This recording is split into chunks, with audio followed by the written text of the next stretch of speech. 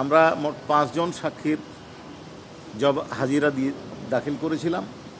সকাল পর্যন্ত 2 জন সাক্ষীর জেরা এবং জবানবন্দি সম্পন্ন হয়েছে। 1 জন সাক্ষীর জবানবন্দি সম্পন্ন হয়েছে, জেরা সেকেন্ড হাফে হবে। বাকি 2 জন সাক্ষী যদি সময় পাওয়া যায় আজকে হবে ইনশাল্লাহ। যে 3 জন সাক্ষী এখন পর্যন্ত জবানবন্দি প্রদান করেছেন তাদের একজন জাতীয় চক্ষু বিজ্ঞান ইনস্টিটিউটের পরিচালক, আর একজন চিকিৎসক এবং সহকারী অধ্যাপক।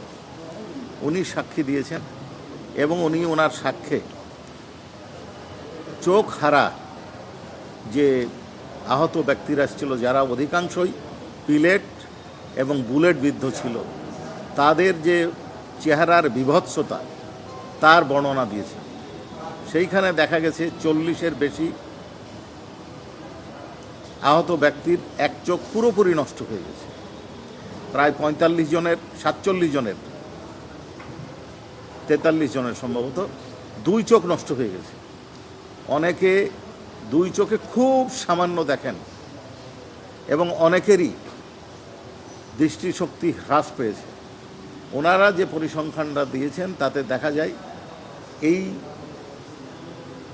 17 জুলাই থেকে 5 আগস্ট পর্যন্ত যে প্রেজেন্টেশনটা দিয়েছেন তাতে দেখা যায় 1000-এরও বেশি গুলিবিদ্ধ ব্যক্তি চক্ষু চিকিৎসার জন্য তাদের কাছে উপস্থিত হয়েছেন। আর এক ছেলের রামপুরার যে ঘটনা, সেইখানে তার ছেলেকে গুলি করা হয়েছে, হত্যা করা হয়েছে, তার বাবা সাক্ষ্য দিয়েছেন এবং যে গুলি করছিল সেই ভিডিওটা তিনি প্রদর্শন করেছেন। আর আরেকটি মামলায়, ওটা কান্নিশে কোথাকার, এটা তো রামপুরা এলাকায় যে একটা মামলা পেন্ডিং ছিল, আজকে এনইআরের জন্য রিপোর্ট দিন ধার্য ছিল, রিপোর্ট আসছে।